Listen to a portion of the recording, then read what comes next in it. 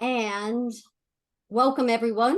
Tonight I'm going to stop sharing. Tonight we are joined by Amy Baker, who is, as I told her before we got on, kind of the rock star in this field. And she will quickly help you realize why that's the case. She has a PhD in developmental psychology. She is not a therapist, so we'll start with that, but she's got a PhD in developmental psychology. She has, is it 10 books or 11 books now? Not sure. Lost I'm count. sorry, I don't know the answer to that. A lot of books 11. And over 100 articles. She's the cat's meow on this. This is not somebody who said, I've been in therapy for 5 years and wrote a book. This is somebody who has been studying this for many, many years. She's also a nationally recognized expert in parental alienation, and basically she's changed the way even that the medical profession and the court system deals with parental alienation. Tonight's event, Dr. Baker and I will, in a question and answer format, answer the question of how you can co-parent with a toxic ex, which even the name toxic is interesting. She'll answer some of the immediate questions that people gave to us when you registered and answer some questions more broadly. I will put her books in the chat. We will send them out later. And as you all know, you can answer one small question and probably talk for hours, days, weeks about these topics. We will be able to answer maybe some of your questions at the end, but as she's not a counselor, she doesn't know you specifically. She can give broad, sweeping statements about what you might do. So because I called you a rock star around family relationships with this specialty in parental alienation, tell me real quick how you came to this work.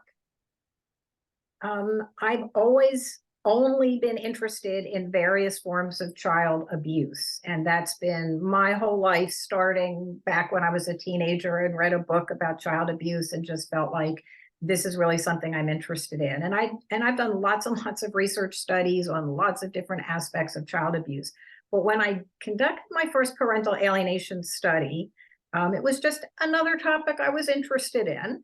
And I went to it sort of turned into a book, and then I went to a book talk, and people showed up clutching my book. And this woman said to me, she came up to me afterwards and said something like, page 183 saved my life. And of course, I wanted to know what was on page 183. But more importantly, it was really the first time as a researcher that I had this experience that there's an audience out there, consumers of research knowledge, that really wanted to make use of what I was learning. And from that, I just felt so energized to really try to respond to the questions that they were sharing with me. Well, what about this? Well, what about that? How can I talk to my child's therapist? How can I help my child stay out of the conflict? And so each question led to more research, more collaborations, more workshops, more books. It really took on a life of its own. I didn't expect that or plan that to be the case. It became my calling. That's how I see it, rather than me starting off saying, I'm going to immerse myself in this. Yeah, and that idea that you haven't, that it wasn't something you set out to do, that kind of grew instead organically, I think is an important thing, because that kind of grows your passion. So for those of you that we've heard a lot about narcissism and toxic this and all of these things, but parental alienation is kind of a new topic for some of the people here. Mm-hmm. Can you kind of give a brief overview, kind of talk about some of the main things, the terms that'll come up and what all that means? Sure thing. So we use the term parental alienation generally to refer to a family dynamic in which a child has been sort of fostered or led to unjustifiably reject the other parent. And the word unjustified is essential, because there are kids who reject a parent for legitimate reasons. The parent abused them, abandoned them, molested them, neglected them. And when that happens, we refer to those children as realistically estranged. They have negative feelings about a parent based in reality. Whereas alienation is when a child has negative feelings about a parent, extreme negative feelings about a parent that is really unwarranted. Nothing that rejected parent did was so bad that it would result in a child saying, "You're dead to me. I never want to see you again. I never loved you," whatever. And you can trace it back to the actions and attitudes of the favored parent. That's what parental alienation is. I would like to say, which I might be getting too ahead of myself, but people often have a real, light bulb moment when they hear this phrase, and they feel very empowered and excited to know that there's a term for what they are living through. And it's a real like, oh my God, there's this thing, and it's called parental alienation. I think that's what I'm dealing with. And that's all well and good. However, people need to be very, very, very strategic when they use the term to their child's therapist, to a guardian ad litem, or any of the legal and mental health professionals, including the judge, if they end up in court. Just because you believe it to be true doesn't mean that it's necessary for you to promote that vision to other people, because there are some serious risks involved. There are times when it's important to say, "I believe this is parental alienation." And there are times when it's better to say, "I believe the other parent might be influencing my child," which is basically the same thing, but more readily understandable and way less baggage. There is baggage attached to the phrase parental alienation. That makes a lot of sense.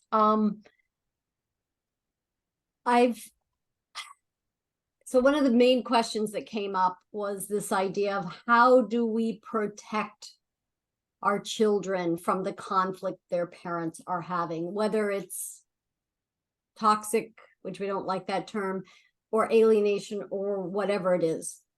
We know we have a big single divorce separated group on Park Slope Parents. We know from the last 15 years of running this group, there's conflict. How do we protect, or should we protect, or can you protect your children from those conflicts? That is like, we could open that door. We could spend a long time in that space. Yeah. I guess I would start by saying just a couple of basic pointers, which is try to look at yourself and make sure you're not antagonizing the other parents who then engage in behaviors that you find problematic. So I do recommend people keeping a journal of like, where are the trouble issues? Is it often around pickup? Is it when the child's sick? Does it have to do with school day? Holidays from school? Like where are the tension points? Because it might be possible to try to modify the schedule to reduce the conflict, and to look at yourself and see, gee, it's always around this, or gee, when I sent that email, that triggered the other person. If you can change your own behavior to make things better, that is the way to go, usually. So in terms of protecting your kids, I guess I would say one thing that pops into my head is not assuming that everything has to be the same in both homes. A lot of conflict does happen when the parents get offended or anxious and angry because the other parent does things differently. Like, well, at Daddy's house, we eat jelly beans for breakfast. I mean, that would make me very upset. I'm very health food oriented, but that's the kind of thing where you're like, well, Dad gets to plan your breakfast. Thanks for sharing that. And not tell the child your thoughts about eating jelly beans for breakfast. You just say, in this house, we're not going to do that. So that's one way to protect your kids, is not to impose an expectation that the other parent is going to do, everything the way you want them to. They get to decide the bedtime. They get to decide the meals within reason. If there's neglect going on, it's jelly beans for breakfast and donuts for dinner 7 days a week, that's a problem. But otherwise, you basically should keep your mouth shut when it comes to things like that. Relatedly, if the child complains to you about things at the other house, daddy makes me eat broccoli. And I'm just saying daddy because I'm a mom, but obviously this goes both ways. You know, mommy's so mean to me. She makes me do blah, blah, blah. Basically, the principle that I follow is you could say to the child, huh, that sounds like you've got some feelings about that. What are you going to do about that? I'm big in the Socratic method rather than, so the thing I don't want people to do is say, that's wrong. How dare they? That's so bad. Poor you, poor you. We're definitely not going to do that. But even saying to the child, you need to tell your mother that you don't like asparagus anymore. Even that I don't go with. I believe you could say to the child, sounds like you don't like the vegetables at the other house. What could you do about that?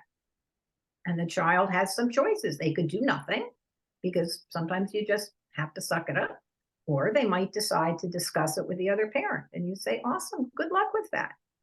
And that way you're conveying to the child, you're not going to get a lot of positivity from me, pity, or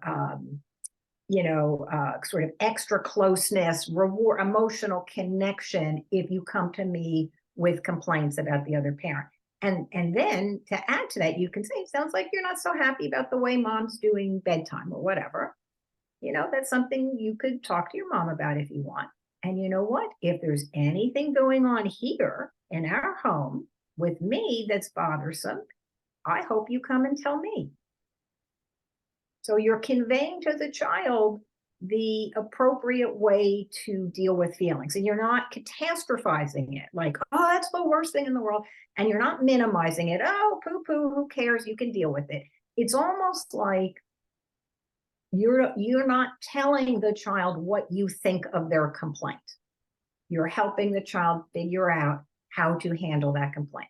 Now, this isn't the be all and end all, but it's one idea about how to help your child manage the conflict. And the sort of big message, or bigger, because I have like big, big, big messages, but a bigger message is things are different in the two homes. And that's the way it is sometimes. And again, I'm trying to help you normalize it, not catastrophize. That's so hard. Oh my gosh, I'd hate to have two homes. Not minimizing. Oh, that's no big deal. Suck it up. It's normalizing it. Sometimes when kids go back and forth between two homes, it's kind of tricky because the rules can be different.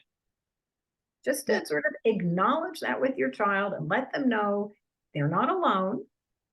And you're there to support them in helping have the best relationship with you that you can have, because that's what you have control over. So that's some of my thoughts. I've heard you say in other places of this idea of compassionate curiosity. And I love that term, that phrase, because it really focuses in on not going to, I mean, it's bait. It's bait. If you're an angry ex, if you're angry at your partner, it's a real, can you talk a little bit about like, how do you as a parent not be triggered and be able to move into that compassionate curiosity instead of like, I'm triggered, he's feeding them jelly beans every day, that makes me mad. Could you have any strategies for that? So the compassionate curiosity is really to help your child think things through for themselves and to be interested in how your child is experiencing you. It's not being curious about the child's relationship with the other parent, just to be clear. So the compassionate curiosity could come in when you're apologizing to your child. And I actually have 7 elements of how to do a good apology. And it ends with asking questions. What else would you like me to know about how that was for you? What else can you tell me about that? So that's where the compassionate curiosity comes in. You're asking questions because you care, but not about the child's experience with the other parent, because you really want to direct the child to bring that to the other parent. So that's the compassionate curiosity piece. Oh, how do you not get triggered? Well, I think it helps to know your flashpoints. For some people, if I'm a vegan and my kid comes home and says, I had a bacon cheeseburger, that's going to be hard for me, right? So sort of knowing your own trigger points, I think is, know thyself is really a good strategy. And there are ways to calm the central nervous system down, which is triggering is when your central nervous system goes crazy, like alert, danger, danger, danger, right?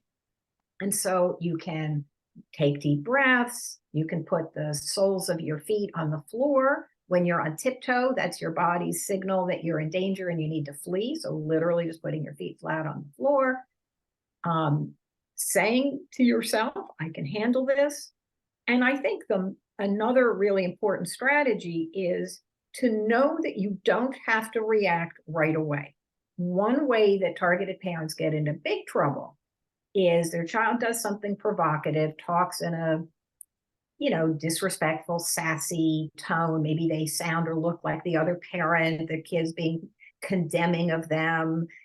This is my cell phone and my mother said not to give it to you and it's my lifeline, whatever. You can just sort of, it's often around the cell phone, but it could be anything. And the parent needs to know they do not have to deal with it right away. You can say to your child, kid, I asked you to put your phone down because it's dinner and you didn't do what I asked. I'm really not happy. We're going to deal with this later. And that is way, way, way, way, way better than reacting in the moment when you're triggered and you grab the phone and you scratch your kid. And now you can have a physical abuse claim on top of everything else because you've caused an injury to your child. So one of my many kind of rules is never touch your child in anger. Because when we are angry, the lizard part of our brain is activated, our compassion is shut down, our prefrontal cortex isn't operating, we're not thinking rationally, and you could actually manhandle your child. Like if your kid's having a temper tantrum and you pick them up and put them on the bed, maybe you did throw them on the bed. You don't remember because your brain isn't processing. So the best rule of thumb is unless it's life or death, don't touch your kids when you're angry. And that's just one of the rules for processing or managing getting triggered. The idea would be to not get triggered, but we all get triggered, right? We all have these flashpoints. So at least you should know you can take deep breaths, put your feet on the floor. You can say to your kid, I'm getting kind of upset. I'm just going to go to the bathroom for a second. Bathroom is your friend. It's a safe space. Look in the mirror, tell yourself, you got it. You can deal with this. Put some cold water on your face, take some deep breaths, and go back out and deal with your kid. That sounds like really good advice. And I touched upon this before, this idea of co-parenting when most roads lead to conflict, but are there tips and tricks for dealing with an ex that is unwilling, I'm going to use labels here, unwilling, selfish, possibly narcissistic? We're obviously not therapists and we're not going to tell you that tell people that their partner is narcissistic. But what about, all of those things? And then somebody who uses access to your child to punish you. So I guess the first thing I'll pick up on, there's a lot of little threads there for me to latch onto. The first is the to punish. I think it's generally helpful not to think about the motivation of the other parent. I think we barely know why we do what we do. To sort of impugn motivation to other people doesn't really help. It actually makes us feel more hurt and angry. They're doing it just to punish me. I don't know why, I think sometimes that's true, but sometimes the alienating parent is convincing themselves they're saving the child or they're doing the right thing, So I don't think it's helpful to imagine that other people are like out to get us. Just they're doing something that you don't like. I think that's sort of enough. So I think that one of the things that I work on with parents in my coaching, so even though I'm not a therapist, I definitely do telephone coaching, is communicating with the other parent, because a lot of times the targeted parent isn't their best self when they're writing emails. So they say things that are, once again, you're not thinking of the best interest of our child. They can get kind of high and mighty, sort of condemning the alienator. Again, lots of mudslinging, labeling. Why do you continue to? I think when you're communicating with the other parent, your email should be brief, they should be friendly, they should be focused. You should ask a question, or you could, let's say the other parent is saying bad things about you, and I'm just making up something. You would say, "Hi, Joe, whatever, I hope you're having a good day. I'm under the impression that you're making some negative comments about me. And I would like to ask that you not do it. And of course, if I'm mistaken, let me know. And if there's something I'm doing that's upsetting to you, of course, please let me know." So you just tell them things that they're doing that's bothering you. "I'm under the impression you're feeding little Jimmy jelly beans for breakfast. Of course, you can feed him whatever you want. However, I would like to remind you the dentist said he had some cavities. I'm asking that perhaps you don't do that. And of course, I could be misunderstanding. So, and if I am, just let me know." Yeah. That's the best way to communicate with the other parent.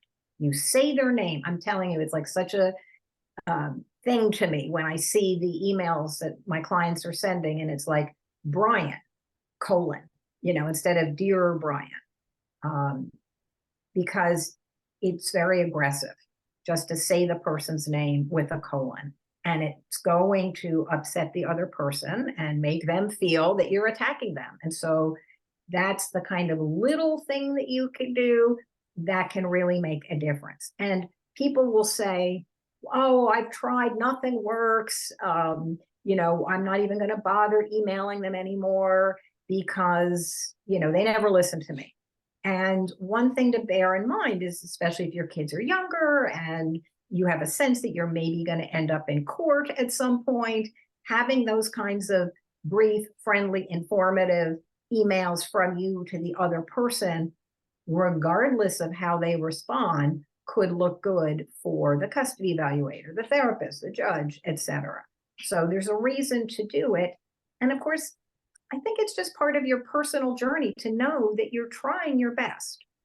So I think there's reasons to do it, even though you might feel pretty sure that they're still going to feed the kid jelly beans for breakfast and there's not much you can do about it. Good point. Yeah, and just "dear" somebody instead of coming on. And I teach a class at NYU in interpersonal communication, and we talk about perception checking, and that's it. "Well, it could be this or could be this. Maybe you could clarify that for me," or something. So it's not, "I saw you do this. It must mean, X." It might not. So I think that's a really, really important thing. Can you talk a little bit about and I don't know how much you want to go into the 17 strategies for alienating, for the alienating parent to be doing, but could you talk a little bit about, like, if I fear that that's happening, that my ex is trying to alienate my child from me, what are the things that they should be looking out for? A general feeling that your child is not relating to you based on reality, that your child treats you with a high degree of suspicion about your motives, where the child seems to feel that you are not safe, you're not loving, and you're not available. Safe, loving, and available is the cornerstone of a secure attachment. And alienation works when one parent is able to convince the child that the other parent is unsafe, unloving, and unavailable when that's not the case. All kids get hurt, angry, frustrated, and disappointed with their parents. And so it's not like, "Oh, my child's mad, I didn't give them ice cream. It must be alienation," right? But if it's a sense that your child is assuming the worst of your motives, they don't trust you to have their best interest at heart, that's usually the feeling that the targeted parent has. And then it's good to check that against the reality. And that's where the 17 behaviors come in. I do recommend that people keep a journal going forward of each of the 17 behaviors and when you're noticing them and what's your source of evidence. Like, bad mouthing obviously is the first parental alienation strategy. So if your child comes in and says, "Mommy, Daddy said you never wanted me to be born," just make a note of it. You're not going to remember it later, but it's good to have that, oh, right, that happened on this day. Or somebody tells you, "Hey, I heard your ex saying bad things about you in the parking lot at the school. Oh, would you be willing to put that in an email to me?" So it's usually better to track these things prospectively rather than trying to reconstruct things. And it's a check. Sometimes when parents do this, they're like, "Oh, it's really not that bad. There was just that one time, when things were kind of dicey, but really I haven't seen anything in a long time." And sometimes people are like, "Holy cow, 13 out of 17, this is a house on fire situation. I've been kind of denying how bad this is." So the keeping track is helpful for keeping you grounded in reality, whether it's better or worse than you might be thinking.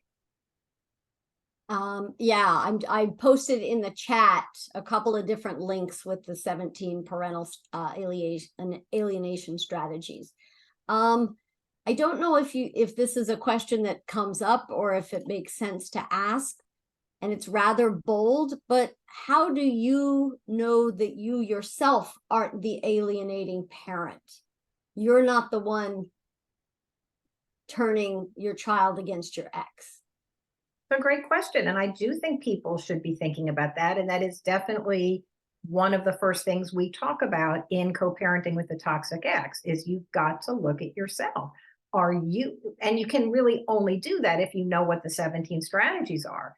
You might be like, "Oh yeah, I did throw out all the pictures. I didn't realize that was an alienation strategy." Or, "Oh yeah, I do get kind of cold and testy when the kid says, 'I love the other parent.'" So knowledge is power. You can't just say, "Oh, I'm above that. I would never do that." How do you know you're not doing it unless you know what the 17 behaviors are? Yeah. So I think it's a great question. And that's really one of the motivations for writing that book wasn't just, "Hey, this is what you want to make sure the other parent isn't doing." It's you need to make sure you're not doing this because it hurts the kids, whether you're doing it or the ex is doing it. It still isn't good for the children. Yeah. And just to go up over a couple of these for people who don't know your work or the Mhm. information, I'll just bad mouthing, limiting contact, interfering with communication, interfering with symbolic communication, withdrawal of love, telling child that targeted parent does not love him or her, forcing the child to choose, creating the impression that the targeted parent is dangerous, confiding in child. Thought that was a really interesting one. Forcing the child to reject targeted parent, asking child to spy on targeted parent, asking child to keep secrets from targeted parent. Might as well just read the rest of these. Referring to targeted parent by first name, referring to step parent as mom or dad, and encouraging the child to do the same. Withholding medical, academic, or other important information from targeting parent. Changing child's name to remove association with the target parent, and cultivating dependency. And I noticed that you talked about some of these in a webinar I watched as cult behavior.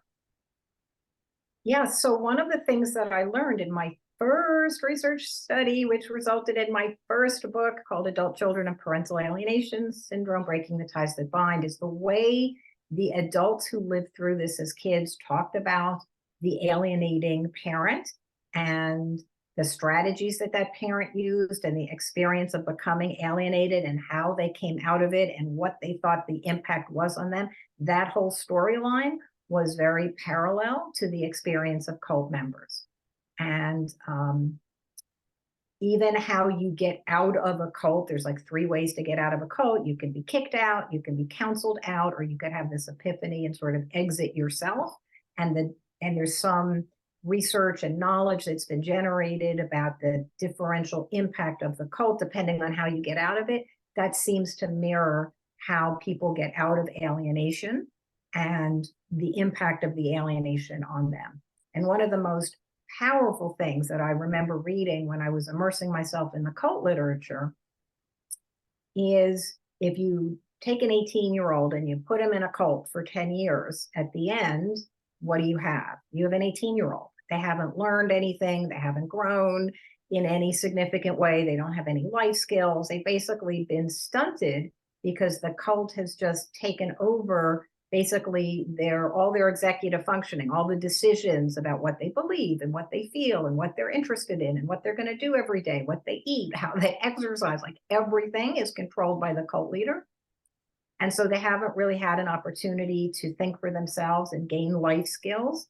So that's part of the way in which alienation stunts these kids, is because they're not having the opportunity to think for themselves. What do I think about that parent? What do I like about that parent? What don't I like about that parent? That's part of what teenagers are supposed to go through developmentally, is this process of taking a step back from their parents and trying to figure out what they think of their parents, the good and the bad, because all parents are good and bad.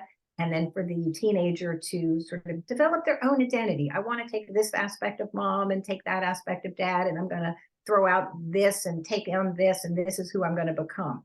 That process of identity development doesn't at all happen in cults, and often doesn't happen in alienation situations, because the alienated child just subsumes their will under the will of the alienator. This is some heavy stuff, people. I spent all afternoon with it, and if you're going through this, I'm just sending hugs. Can you talk a little bit about like 3 to, the age bundles? Because you talked earlier about if you've got a teenager, that's what they're supposed to do. And so I'd like, if there's a way to just kind of talk about some of the stages and how to handle a toxic ex, so to speak, in some of those different age stages. Well, one of the things I'll say is that the courts seem to have this idea, or many people in the family court system have this idea, that by the time kids get to be teenagers, they're impervious to manipulation, right? Oh, they know which parent's going to be the parent that's going to take them to their soccer practice. They know the good parent. They can't be manipulated. They're too savvy. And of course, that's ridiculous, because adults get into cults, right? They, plenty of cult members become cult members, giving up everything, their money, their hair, and their friends, and their family, and their careers, and everything. And they're adults, and they're doing this to somebody who isn't even a parent. They're just a parent substitute. So the idea that, like, once somebody becomes 13 or 16, that they should have a say in their custody schedule because they know what's best for them, is just patently absurd.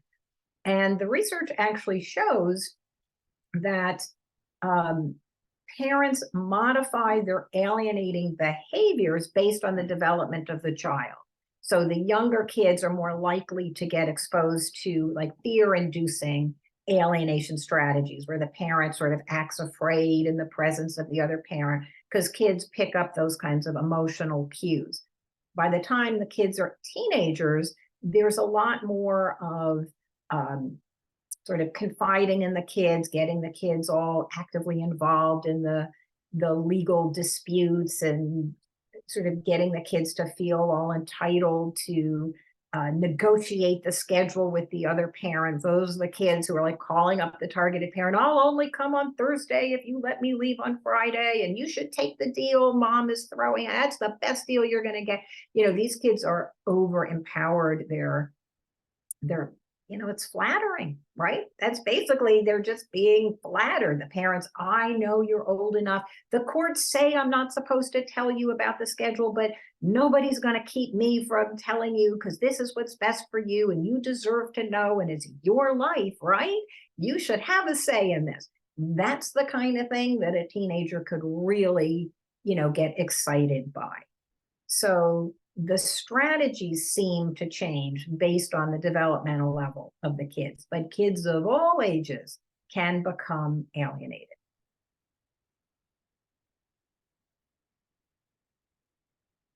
I think you're on mute. It's not a real Zoom unless somebody talks when they're on. Can you talk? I mean, this whole idea of different levels and I'm just going to ask it. Can you talk about how kids actually cling to the alienating parent? Well, they certainly side with that parent. The clinging might be, that's a physical manifestation of a bigger problem, which is they are adopting that parent's worldview. They think that parent is right, regardless of the facts. They'll buy any story. It's a blue moon. It's and on a Thursday, so that means I have to be with that parent. It doesn't matter what that parent says. They're always right in the minds of the kids. And that's part of giving up their own critical thinking skills. The classic example that I always give is I used to give in-person workshops when we used to do things like that. And I would say to the parents, raise your hand if your child accused you of stealing their college money. And at least half the people raise their hand. It's just an easy thing, I guess, for the alienator to come up with. The kids get all righteously indignant. They don't know what money is. Some of them are so young, and they don't know about trust funds and 50, whatever the account. I can't think, 529s or whatever. They just know, Dad told me that you stole my college money, and they're hurt and angry. And so I ask people, raise your hand, and so many people raise their hand. And then I say, keep your hand raised if you showed the child the bank statement that proved the money was still in the bank. And everybody keeps their hand raised because it's like the logical thing to do. Oh, you think I did this bad thing? Let me reassure you, kid, I didn't, and therefore you shouldn't be mad at me anymore. And then I say, keep your hand raised if it made a difference. And everybody just whoop, because it doesn't matter. The kids say, I don't care what's on that piece of paper. Mom told me or Dad told me that you did it, and I believe them. So that's one of the hardest parts about being a targeted parent is you think that a rational response, let me prove that I'm innocent, is going to make a difference, and it doesn't. And a big part of my coaching, and a lot of this is in my newer book called Parenting Under Fire, is how do you deal with these situations when your child is accusing you of something you didn't do, and it's not to tell the kid, that's ridiculous, I would never do that. And it's not to say, that's not true. And it's not to say, who told you that? Because if you tell your child, that's ridiculous, you're calling them an idiot. And if you say, that's not true, you're calling them a liar.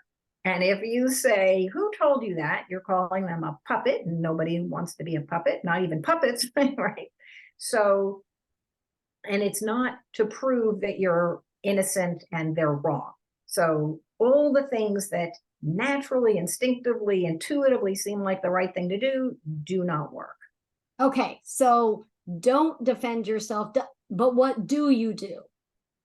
So I developed this strategy called the 5 steps. It takes me 30 minutes to explain it. It's all laid out in the book, but the very, very, very brief idea is that you start by thanking the child for sharing the complaint. That's step 1, is called gratitude. And you have to do it for 5 sentences. And I could talk for hours about why you should actually be grateful your child is complaining to you, even though it doesn't feel good. But I'm just going to move along.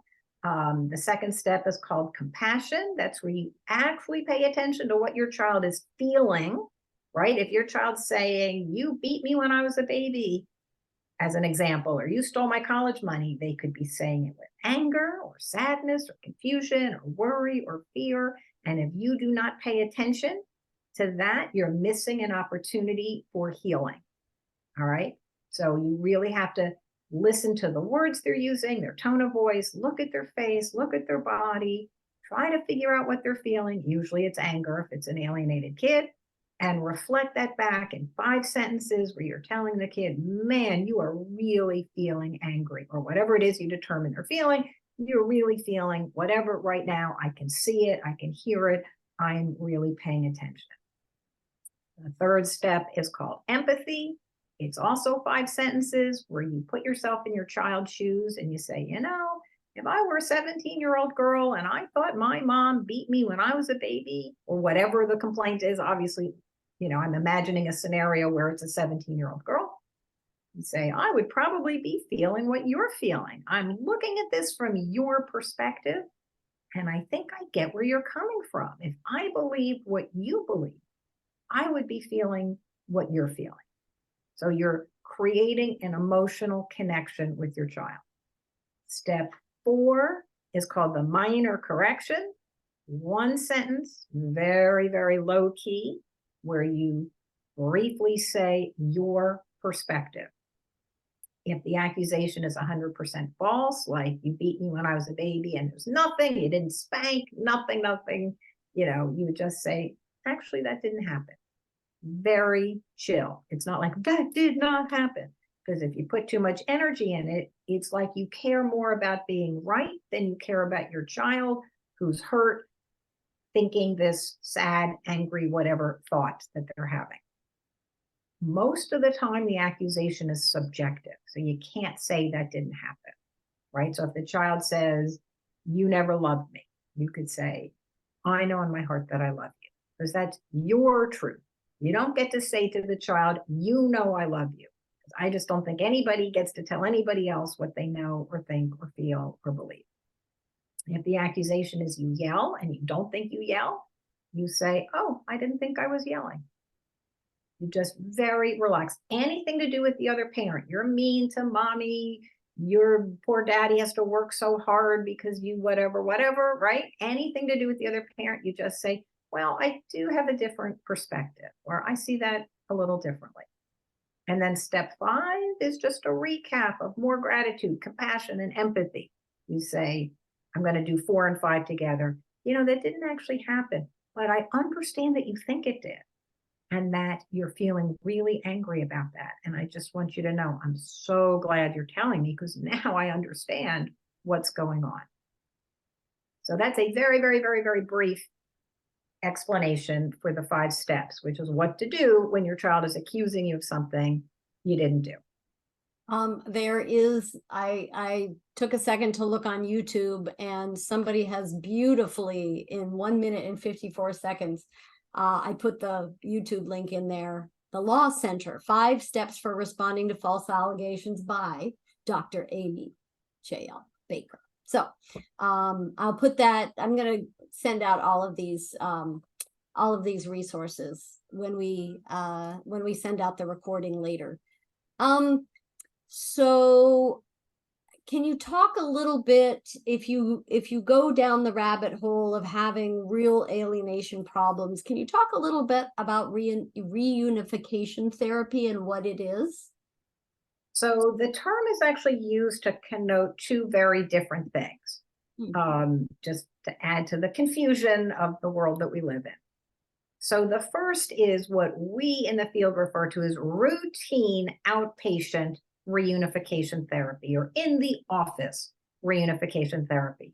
That would be a situation where the custody plan, the parenting plan doesn't change. So let's say on paper you have 50-50, but the child's 100% with the other parent, and you go to court and this is what you end up with, which is reunification therapy.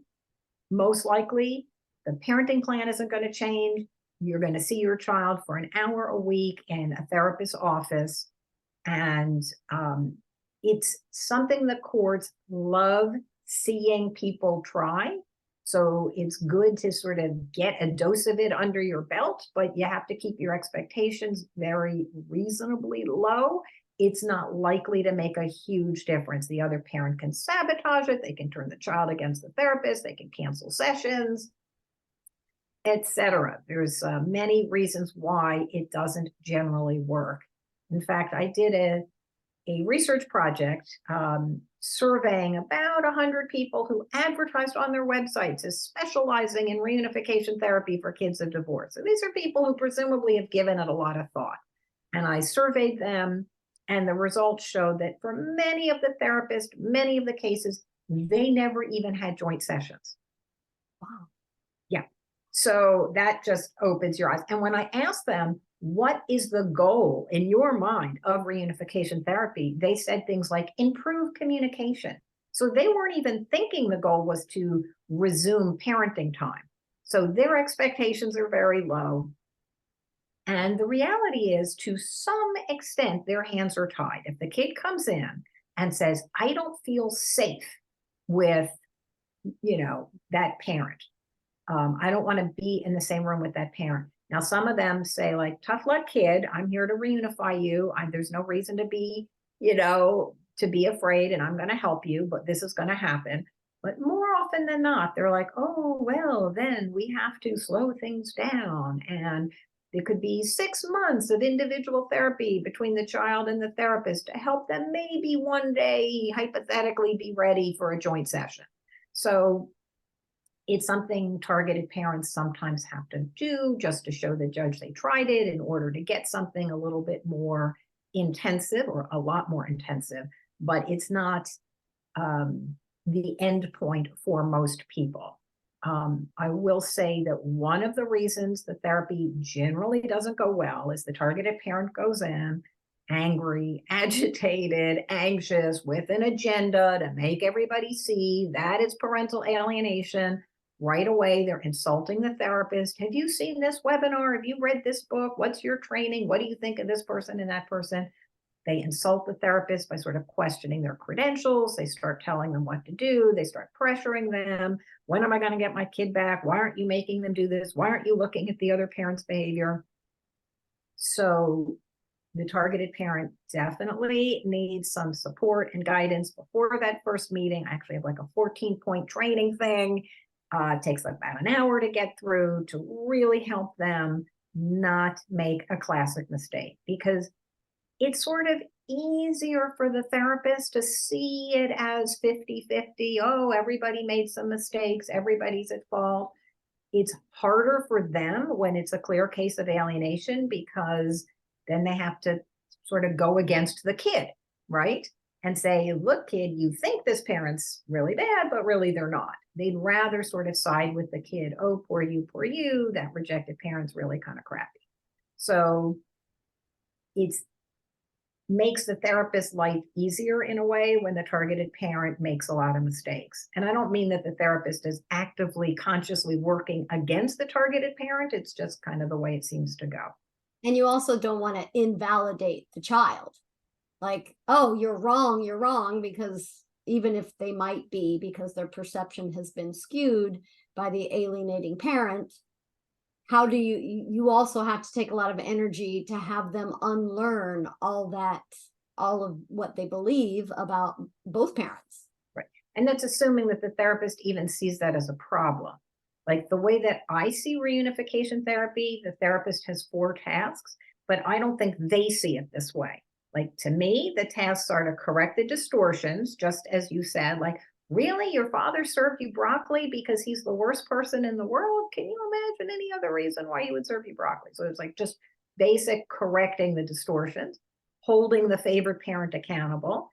Hey, Dad, I asked you not to be in the waiting room. That's cramping my style. And yet here you are again. I'm going to ask you not to do that, or I'm going to tell the court that you're not following the guidelines. They generally don't like doing that. Helping the targeted parent be less defensive. I really see that as my goal for my clients. And then the 4th task is helping the child figure out how to have a relationship with 2 people who do not get along. And that is a whole thing unto itself. But that's in an ideal situation where the therapist even endorses those tasks. And they often, in my opinion, don't. So when does it go to an immersion program? When you're lucky enough to get the court to order one. You can't get into the program without a court order. Talk first about what that is. Yeah, so that there's a couple of programs in the country. I basically endorse 2, but there are others. The 2 that I endorse are referred to as parental alienation immersion programs. We don't refer to them as camps. I think that's a derogatory term that somehow has gotten out there. They are psychoeducational, meaning the purpose of these programs is in an intensive environment, 4 days of, lots and lots of therapy every day, where the parent, the rejected parent, and the child are together with the therapist for like 4 straight days. But there's fun activities designed to help the child in a face-saving way come to the realization that, yeah, their life would be better if they had a relationship with both parents. And then following that 4 days, there's 90 days where the child lives full time, exclusively with the formerly rejected parent, with no contact with the favored parent. And you can't get into that program without a court order. Wow. Wow. And That's they work, though, you know, the programs have like a 95 plus percent success rate. If you can get there, you're very, very likely to have a good outcome. It's just hard to get there. You need a judge who really has courage. That's the easiest way, you know, really understands these programs are safe. Nobody has had a psychiatric breakdown, killed themselves, run away. It's so hard to believe. You know, the kid's like, I hate you, drop dead. I'd rather, you know, starve myself than have a, you know, a sandwich with, you know, that parent. But once that court order is in place, the kids go to the program and they work. it sounds like it doesn't happen very often, but Well, the programs are busy, but yes, in the scheme of things, a lot of people run out of time and money. You know, if your kid is already 16, 17, the courts are likely to just run out the clock rather than have to make a hard decision. And it usually takes a lot of money. You might need a parental alienation expert. You're talking about depositions and, you know, a trial, not a hearing, multi-days, you know, that runs up a pretty big price tag. And a lot of people just don't have the money. yeah. So let's go back to not let's hope that you never get to that point. Yeah. And you talk a lot, and you said this before, you might be the targeted parent. How do you do your best in a very conflict driven, tough situation? How do you maintain yourself to be that safe, loving, and available parent, even though you know your ex might be working against that? So can you give us some more, because we've talked about some, but some Yeah. And that's all what's in the new book. So I really did find in my coaching, I was sort of going over the same things over and over again with client after client. I'm like, wait a minute, I think this is going to be more efficient if I just put it you know, if I put it in a book. So in that book, we identify several sort of big picture, high level tasks for the targeted parent. So the first one is to enhance the attachment relationship between them and the child. And there's lots and lots of specific suggestions, and I can go back and, you know, talk about some of them.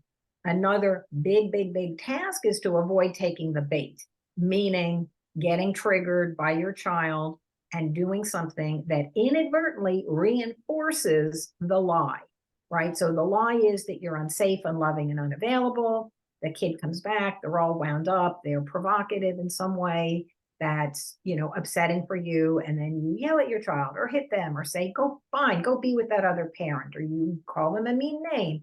Now you have behaved in an unloving way. And the kid thinks, yep, you know, mom's right, dad's a creep, or dad's right, mom's, you know, crazy. So you have to both turn up the volume on the positive, enhance the attachment, and you have to really figure out how to manage the negative. And then so those are the two big tasks. It's like the main part of navigating this. And then there's a couple of other things that I think are also super helpful, like fostering particular values in your child to instill in them core values that can help inoculate them from alienation. The value of compassion. If you can encourage your child to be a compassionate person, they're hopefully less likely to, like, you know, treat you really badly if you annoy them. The value of forgiveness. Again, all parents are imperfect. All parents frustrate their children and hurt them and disappoint them. And helping your child learn about forgiveness by you being forgiving and fostering forgiveness in them towards other people. Hopefully, when it comes down to it and you've done something that you want to apologize for, your child will accept will accept the apology and will forgive you.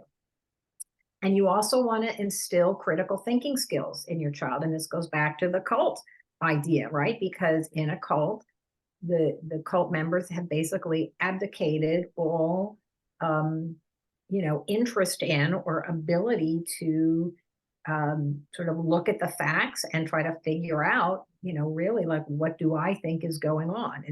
It goes back to that child saying, I don't care what the piece of paper says. If dad says you stole my money, then I believe you stole my money. So there's lots of activities in the book and suggestions for instilling critical thinking skills.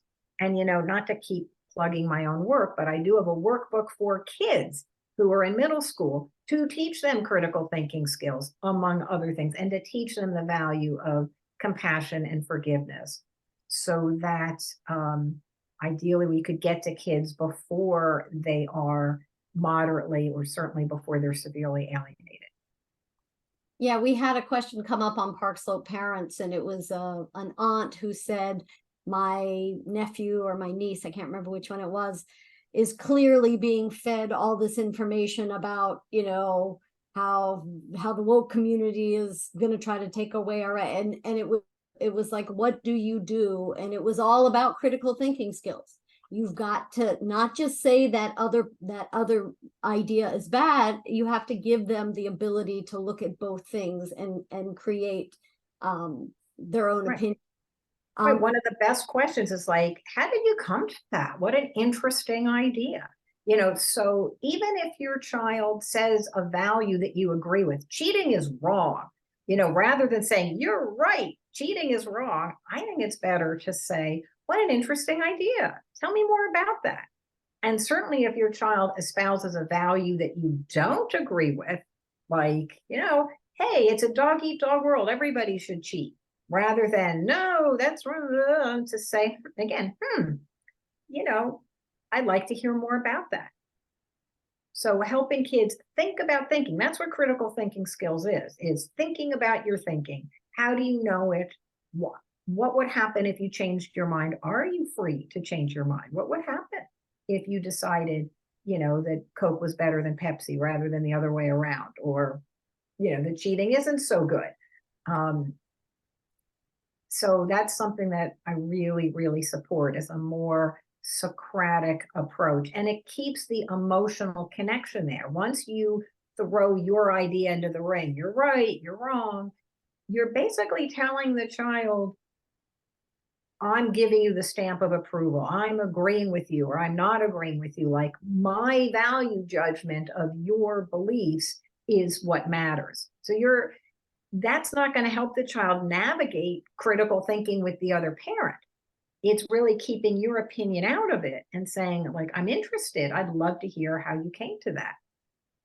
And another way to instill critical thinking skills in your child is to help them figure out their options rather than telling them what to do, right? So if a kid says, I have a math test tomorrow, I'm going to fail it, I know I'm not going to do well. Like, so what are some things you're thinking about doing? Sounds like you don't really want to fail that test. How would you like to handle that? Rather than, you better, and, here's what to do, or if I were you, I would do this or that.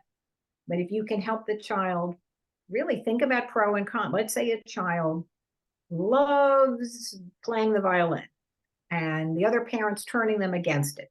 That's sort of a classic thing. Like, your child has passions and talents and the alienator is, undermining them. That happens a lot. So rather than lecturing your child, it's wrong for you to give it up, or what, you love it, why are you giving it up? To say, why don't you make a pro and con list? There's reasons to give it up, and there might be reasons not to. Let's make sure that we've looked at this from every angle. You're teaching a rational approach to making decisions rather than an emotional approach. And that is so helpful for alienation, because oftentimes the alienating parent puts the kid up to doing something. You call that person and tell them they shouldn't come to your soccer practice, and the kid feels like, oh, I better do it. So it's like, if you're teaching them, there's always choices. There's usually more than one way to do something. What are some things that you're thinking about? You're going to give them that skill in a non-alienation situation, like whether to stop playing this instrument or cheat or whatever. Hopefully that will help them in the alienation situation. But let's go back to that. Let's say, because I'm assuming violin lessons aren't cheap, and if the alienating parent wants them to stop, and your child comes to you and you come up with the pros and cons list, and it comes up with more pros for staying, then how do you, without a court order, maybe that's where you have to go with that, but how can you then co-parent and try to convince, or I don't know if it's convincing or coming to the agreement that yes, we're still going to pay for this, for our child's violin lessons? Well, if you're lucky enough to have lots of money, one thing you can do is just pay for it yourself. I mean, not everything has to be even Steven, right? And some things are just not worth the hassle of trying to go to the other parent because maybe they really can't afford it. So the first thing is to sort of look at the finances. My scenario was sort of taking finances out of it. Sometimes people are lucky enough to already have it in the court order where it's like one parent gets to pick the extracurriculars, but both parents have to pay. So it might just be, pointing that out to the other parent. Sometimes people have parenting coordinators who can be helpful, not always, but that's a nice function sometimes to have in your life, a parenting coordinator, because they have all the authority or almost all the authority of the court, but they're easily accessible. You just send them an email and they'll just be like, nope, sorry, here's what the order says. Both parents have to pay. But I wasn't really factoring money into it. I was just thinking about how do you help the child not want to give up something that's important to them. Yeah. I mean, I could imagine, and I'm looking at some of the questions that we have, and I'd like to get to those in just a second. And somebody raised their hand and I dismissed it, but put your question in the comments if you would.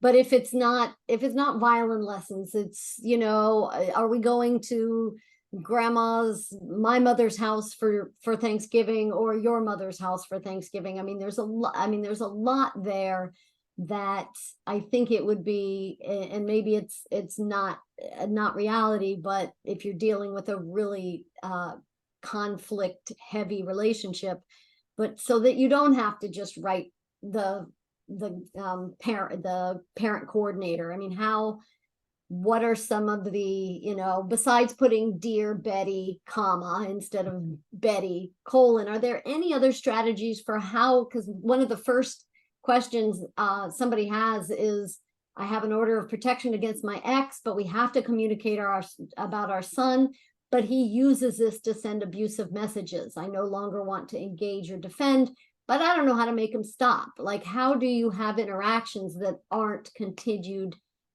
How do you set those boundaries? So I think there's 3 points I want to make. I'm going to leave the abusive one to the end, but thinking back to sort of just reducing the conflict, one place where people get into trouble is when the parenting plan has ambiguity in it. So I really, really, really encourage people, if you are going to court anyway, to try as much as possible to take out all the wiggle room in the parenting plan, even like what happens when school is canceled. If it says like, Dad shall pick up the children after school on Friday. Well, what happens if school is canceled? The alienator is going to think, oh, it's if the dad's the alienator, he's going to say, well, there's no school, so I want the kid at 9 a.m. And the other parent's going to say, oh, no, after school is 3. Well, it's not exactly clear who's right and who's wrong. So the more you can spell out in advance who's going to buy the cell phone for the kid, how far apart can people move? That's a big one. Because in most states, the default is you're not allowed to move out of state with the child. But of course, most states are big enough that you could pick up and move hours away and still legally be in the state. I know for parents who live in New York City, for example, where, I know you guys are in New York City, they spell out how many blocks away people can move. Literally, yes. Whether it's from Manhattanites, it's how many avenue blocks or how many numbered blocks, how many subway stops away people are allowed to move. I think that's great. The more you can nail down on the front end, the less conflict there's going to be moving forward. The other thing about scheduling conflicts is don't negotiate. This is really hard, but in general, I think people have a faulty idea that it's good to be flexible and collaborative And if the other parent says, oh, let's switch weekends and you want to be the nice guy, so you say, oh, sure, let's switch weekends. You know, if you get along and it's truly amicable, great, switch all you want. But if it's not really amicable and one parent has more power because they're just more willing to kind of bend the rules, I would say don't ask for changes in the schedule. Like literally, you know, God's coming down, you know, and have tea with you on Tuesday. And if it's not your time to be with your kids, you know, that's so be it, right? That's just the way it is. It's very likely that the targeted parent is going to lose out. Like, wait, I'm supposed to get the kids on Tuesday. No, I only gave you Thursday because 3 years ago it's crazy making. If you want to get this other person out of your life, don't change the schedule. And the other problem with agreeing to schedule changes is it creates a belief system in the kids that the schedule's negotiable. And that's going to come back to bite you when the kid's a little bit older and they're like, well, I'm only coming Thursday if you let me leave Friday. They got that idea because there's been lots of finagling with the schedule. So in general, the rule of thumb is kids do better when parents follow the schedule. And that's a thing that you can repeat. Now, in terms of use of emails, you might need to get somebody to screen your emails for you. A lot of people have a friend who will do that and say, you know, here's the one sentence that you need to know. Everything else was just a diatribe. The person asked, you know, can you pick up the kids on Tuesday? You know, and I think it's very sad that people don't have the kind of self-control where they can refrain from saying very, very hurtful things to each other in an email. It might be useful at some point to show the court how the other person is talking to you. So you want to save them, don't delete them because they're so, you know, toxic. Put them in a folder, print them out and put them in a folder. And you might need to have somebody, you know, read an email to just make sure that there's nothing important that you're missing. Yeah, we actually had somebody on our single divorce separated group who was going to try to build some sort of app that kept the texts from coming in at certain times and different things. Like never got off the ground, but it was kind of a fascinating thing. I do think people should have subject headers and one topic emails, not like 15 things, because then the other person's going to respond and they're going to add, and it does get crazy making. You keep your emails to like 3 sentences, right? Like, you know, I took Jimmy to the doctor's, you know, here's the link to the whatever, he needs cough medicine, I'll be sending it, you know, and the subject header is, you know, doctor's appointment, cough medicine. Like you short, brief, and informative. Yeah, great. Even more questions to get through. Somebody wants you to talk more about speaking or not talking about alienation with professionals involved in the court scenario. When should you breach that? This person hadn't specifically used the term parental alienation. You know what the word is. So when does that come in? Because you don't necessarily want to go there and get everybody up in arms. So what navigate? Right. So there's a lot of different things people can ask of the courts. You could ask for a custody evaluation. You could ask for reunification therapy. You could ask for supervised visits. You could ask for resumption of your parenting time. There's a lot of things you can ask for, and you don't need to invoke parental alienation. The only time to bring it in a motion where you're going to bring it to the court is when you're asking for an immersion program, because the whole theory of your case is this is parental alienation, therefore I need a parental alienation treatment. You can't ask for a parental alienation treatment without explaining that parental alienation is the problem. But almost any other scenario, you're meeting with your child's therapist, you're talking to the reunification therapist, you're talking to the GAL or attorney for the minor child or a custody value, forensics is what it's called in New York. You don't need to use the phrase. You can say, I believe the other parent is undermining and interfering in my relationship with the child. So the point is, you're not pretending everything's fine. I have no problem problems at all with that other parent. I'm not saying that. I'm saying just don't use the term parental alienation. And if the person says to you, oh, so you believe it's alienation? You can say, I'm not an expert. I'm hoping that's something that you're going to look into. Oh, that's brilliant. And you answer the other, the result, it doesn't seem like my child's therapist or psychologist mediator believes me. And so I love that answer. What can I do when my ex triggers me so badly that the anxiety negatively manifests in my body, mind, and energy? This is another question that came up about self-care. Yeah. So it is really important to know if there's specific things the other person's saying, a specific look, or is it they're getting too close?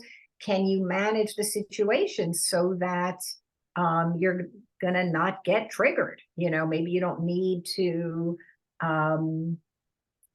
be in exactly the same place at the same time, or you have a friend there. Like there are people who feel really humiliated, if they go to, let's say, their kid's soccer practice and the other parent sort of monopolizing the child and you feel like you're on the outs. Well, bring a friend, have somebody to sort of, help you feel connected and grounded.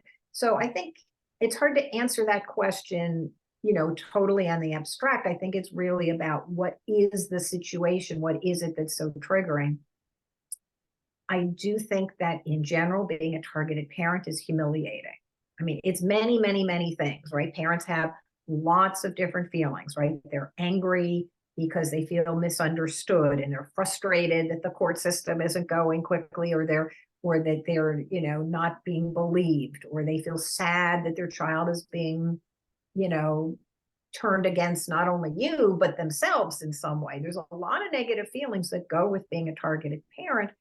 And I think understanding like what is your likely feeling and what situations are likely to pull that from you can help you kind of plan, right? Like, if you're going to be in a situation that's likely to be humiliating, bring a friend. If you're in a situation that's likely to make you feel angry, you better have a plan for yourself, whether it's deep breathing or learning how to walk away for a moment, pretend you're taking a call and just, step away. Think it through in advance, because that other parent has everything to gain, if they're an alienator, in having you lose your cool. They could be filming you, that you could say or do something unpleasant to your kid or to them, and then you look like the bad guy. So I wish I had something like super, super specific, but it's really, I think, about knowing what situations are likely to be difficult for you. For a lot of people, it's the transfer. And if you can do the transfers at school, like you drop your kid off on a Monday morning and then the kid is all day Monday and then they go home to the other parent, you're not going to necessarily be, delivering your child or receiving your child from the other parent. I love school transfers for that reason. Yeah. And, I one of my favorite things my friend used to do, and this was not an alienation thing or a toxic ex, she would just give herself timeouts. And that's what you said earlier about, you don't have to answer right away. We can say, I'm going to think about this, or we're going to deal with this a little bit later. So give yourself a timeout so that you don't do something that you end up regretting later. Next question.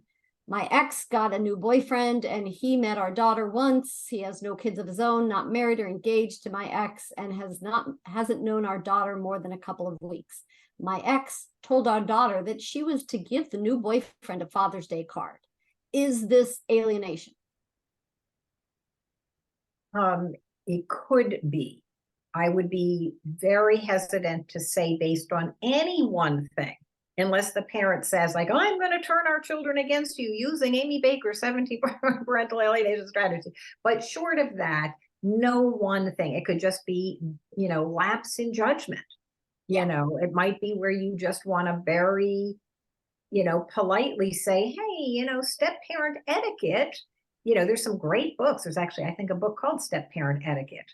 I know they're not technically married, but anyway, it might just be, can we talk about some ground rules about how we're going to introduce a new person into the kids' lives? That's the kind of thing you could put into a very, very thorough parenting plan.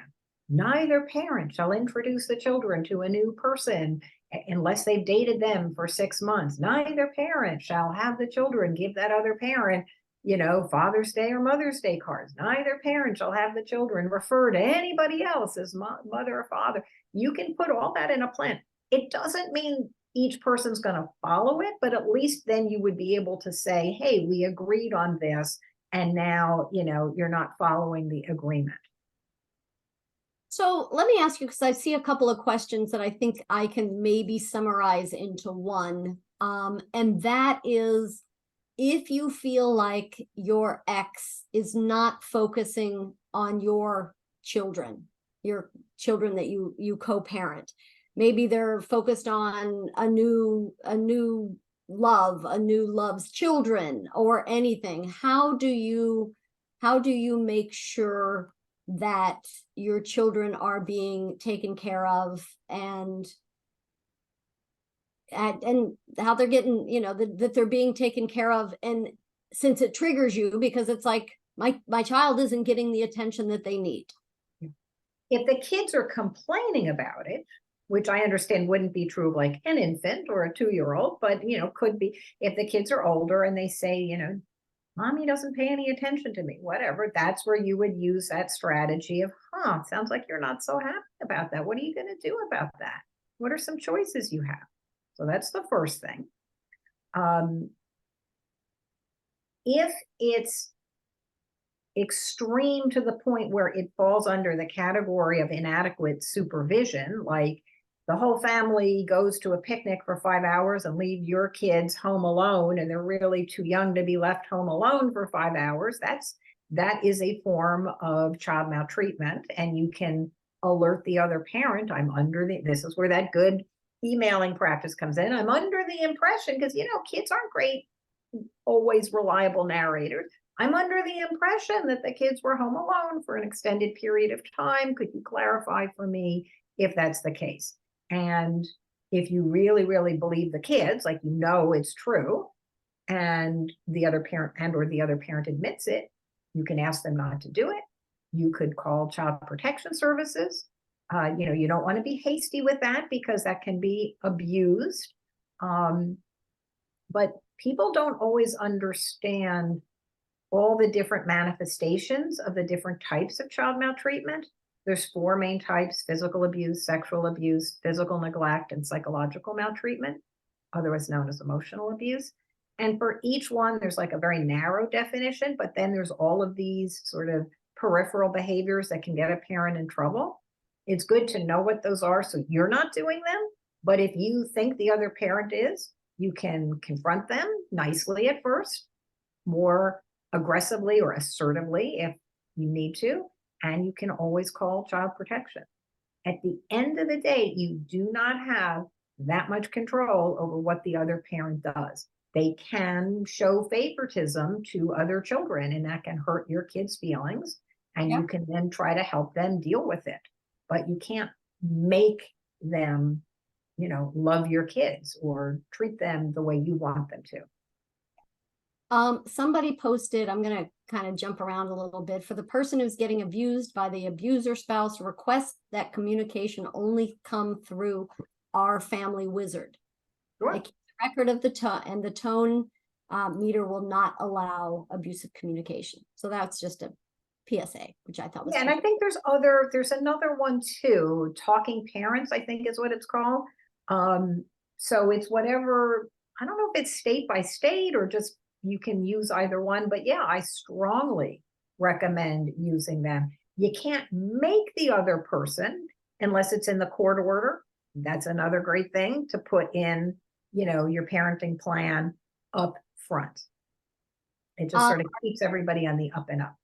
The up and up. What are the names of the two, if you're willing to give them, the 2 parental, I can't say that word tonight, alienation immersion programs that you... Sure. So the first one is called Turning Points for Families. That's based in New York, and it was created and is still run by Linda Gottlieb. And the other one is called Building Family Bridges. It was originally created by Richard Warshak and colleagues. It's now, I think Randy Rand is the name of the administrator. and the original creators of the program don't actually implement it anymore. They've trained teams, and the teams come to your state or might already be in your state. Whereas Linda's program, you go to her program in New York. Excellent. And there's somebody else who mentioned to try our Family Wizard Co-Parenting Act. There's a couple that are talking about how do you handle the ex who either throws a tantrum or reacts negatively when you set a healthy boundary. And I want to add to this the dovetail of, if you're looking for a therapist to help you deal with this, are there certain programs that you would say, make sure to look for a therapist who does X, Y, and Z? So how do you deal with this extreme drama from your ex? And are there therapy programs that you would, or programs that you would suggest? I'm having a little bit of a hard time imagining what that extreme drama is. Like at the 7-Eleven, when the kids are going from one parent's car to the other parent's car, or the other parent's yelling, screaming, you might need to videotape it, and try to get a record and show it to, again, if you already have legal and mental health professionals involved, which many people do, whether it's an attorney for the child or a GAL, whatever, you might just be like, look, this is what I'm dealing with. It might be helpful to show it to the other parent. Like, are you aware that you're actually, yelling, and that's really stressful?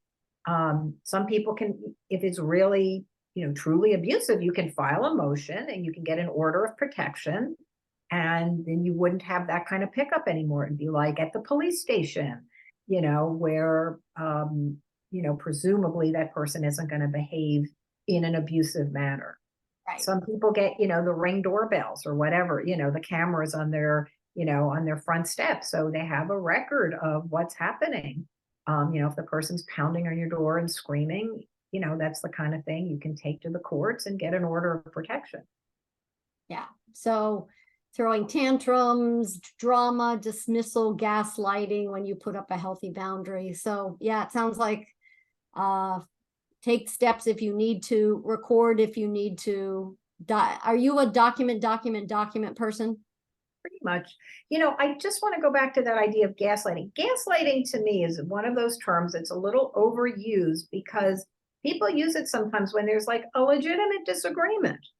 Like the original movie from which the term came, the person was literally intentionally trying to make somebody think they were going crazy, right? By turning down the gas in the lights, right? And saying, oh no, it's not getting darker. So I think now people just use the term for like, I think he's abusive, and not, he's gaslighting me. And I think sometimes it's just, people aren't always aware of how they're behaving, or they think they're behaving okay and the other person doesn't. And it doesn't mean anybody is necessarily gaslighting.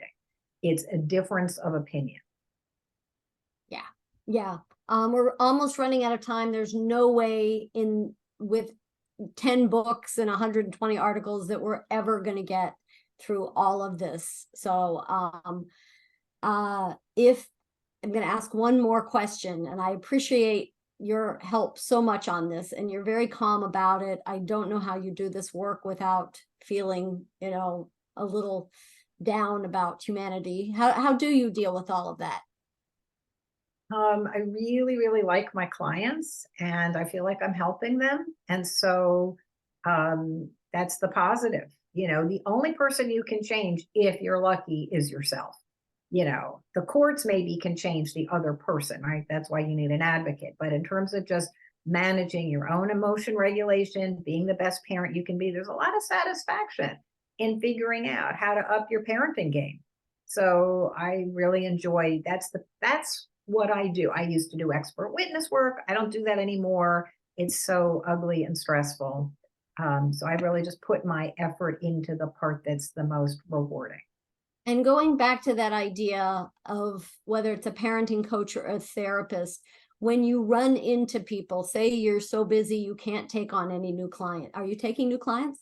I absolutely am. Yeah. Excellent. It's not therapy. That's the thing, is people sometimes just want like 1 or 2 or 10 sessions. I have some clients who want weekly sessions. Most people want help to explain their story, to have it understood. I can give them, I think maybe it's clear I'm very, very efficient. I can get a lot done in an hour. And people just sometimes want just a few sessions and then they come back when more issues come up. So yeah, I'm pretty much always taking new clients. And so when people are looking for a coach, maybe a therapist, but a coach, and one of the things, I have a PhD in communication. I have undergraduate degrees in communication and psychology. And one of the reasons I went through communication, it was more coaching than figuring out the reasons. What can I say to people that will change my behavior, their perception of me? So I appreciate that. Are there a consortium of coaches like you that works with toxic exes? Not that I'm aware of. And I do think we all, I'm sure there are other people who do this, but we all kind of bring our own perspective. Like many years ago, when I did my dissertation, it was in attachment theory. I'm a developmental psychologist, so I really bring that developmental understanding to the work that I do. Other people have their own orientations. So I don't really know of any consortium. There is an organization called the Parental Alienation Study Group, but anybody can be a member. People who do a great job, people who don't do such a great job, So there's no vetting, there's no certification for doing this work. Buyer beware. Make sure that your coach is well trained, and even that's kind of hard, because if you say to somebody, do you understand alienation, they're going to say yes, and it doesn't mean they actually do. Is there a question that you would ask to help, that I would ask a potential coach or therapist to better understand if they really do get alienation? Maybe ask them what some of the resources they found helpful. Ooh, that's and if they say anything related to the Association of Family and Conciliation Courts, I would probably rule them out. Not that they're bad on everything. They're not great on alienation. They lean towards more, though, it's everybody's fault. So I wouldn't necessarily go with somebody who that's their main source of information about alienation. And I wouldn't go to an individual therapist to deal with this, because the individual therapist is going to feel sorry for you, very sympathetic towards you, and tell you to create boundaries with your kids. And that's just going to get you into a whole bunch of trouble. Go to an individual therapist for emotion regulation, dealing with your coping strategies, your shame, how this connects to your own childhood life journey. Don't go to an individual therapist for parenting advice around alienation issues. That's my opinion. Yes. I want everybody to take a second to put in the Q&A, since we don't have the chat. One thing you're going to take away from this, one thing that you're going to take away from what Amy has said tonight. Hopefully it'll be something that will help with your co-parenting a toxic ex. So if you have a second, take a second. Thank you so much. I know that this is what you do, but your expertise is so important for the people who came tonight. And I think from what I can see in the questions, this idea of parental alienation was kind of a light bulb for people. So yeah, any last words? I think your last word was use an individual therapist to focus on your own regulation, but for other people, or for the actual relationship with your child. I do think that your book, from what I can tell, not the latest one, but clearly that one is too, but this idea of being mindful of your own parenting rather than focusing all your attention on what your ex is doing, and just focus on that bond with your child or children, is so important. And that's what I got out of this. And somebody says, focusing on my relationship with my child and making that the best possible, taking the high road for the kids' sake, creating a sound plan, minimizing ambiguity. I truly appreciate you both, and I'm excited to get the books, and we'll send those out later. Amy, have a great night. I love your pottery. Maybe someday I'll get to see it up close. Appreciate you. For those people still here that don't know what Park Slope Parents is, It's a group of 7,000 families. We have a very strong single divorce separated group. They go out a lot. They go to the movies, they go out for drinks, they go for walks, they take kids there. So if you live in Brooklyn and you are a parent and you haven't joined Park Slope Parents, we invite you to do so. Thank you so much, Amy. Take care, everybody. Take care.